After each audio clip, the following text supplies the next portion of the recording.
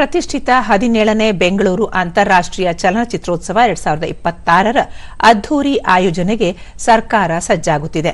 ಈ ಹಿನ್ನೆಲೆಯಲ್ಲಿ ಚಿತ್ರೋತ್ಸವದ ಸಂಘಟನಾ ಸಮಿತಿಯ ಅಧ್ಯಕ್ಷರೂ ಆಗಿರುವ ಮುಖ್ಯಮಂತ್ರಿ ಸಿದ್ದರಾಮಯ್ಯ ಅಧ್ಯಕ್ಷತೆಯಲ್ಲಿ ಇಂದು ವಿಧಾನಸೌಧದಲ್ಲಿ ಪೂರ್ವ ಸಿದ್ಧತಾ ಸಭೆ ಕರೆಯಲಾಗಿದೆ. ವಾರ್ತಾ ಮತ್ತು ಸಾರ್ವಜನಿಕ ಸಂಪರ್ಕ ಇಲಾಖೆ ಹಾಗೂ ಕರ್ನಾಟಕ ಚಲನಚಿತ್ರ ಅಕಾಡೆಮಿ ಜಂಟಿಯಾಗಿ ಆಯೋಜಿಸುತ್ತಿರುವ ಈ ಚಲನಚಿತ್ರೋತ್ಸವದ ದಿನಾಂಕ ಘೋಷಣೆ, ಪ್ರದರ್ಶನಗೊಳ್ಳಲಿರುವ ಚಿತ್ರಗಳ ಆಯ್ಕೆ, ಅತಿಥಿಗಳ ಆಮಂತ್ರಣ ಮತ್ತು ಬಜೆಟ್ ಹಂಚಿಕೆಯ ಕುರಿತು ಈ ಸಭೆಯಲ್ಲಿ ಚರ್ಚಿಸಿ ಅಂತಿಮ ತೀರ್ಮಾನ ತೆಗೆದುಕೊಳ್ಳಲಾಗುವುದು.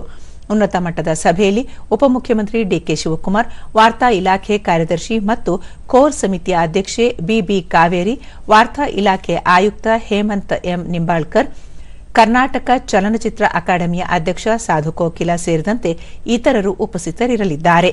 ಬೆಂಗಳೂರು ಅಂತಾರಾಷ್ಟ್ರೀಯ ಚಲನಚಿತ್ರೋತ್ಸವವು ಜಾಗತಿಕ ಮಟ್ಟದಲ್ಲಿ ಗುರುತಿಸಿಕೊಂಡಿದ್ದು 2026ರ ಆವೃತ್ತಿಯನ್ನು ಮತ್ತಷ್ಟು ಆಕರ್ಷಕವಾಗಿ ಮತ್ತು ತಾಂತ್ರಿಕವಾಗಿ ಸಮೃದ್ಧವಾಗಿ ರೂಪಿಸಲು ಸರ್ಕಾರ ಯೋಜಿಸಿದೆ.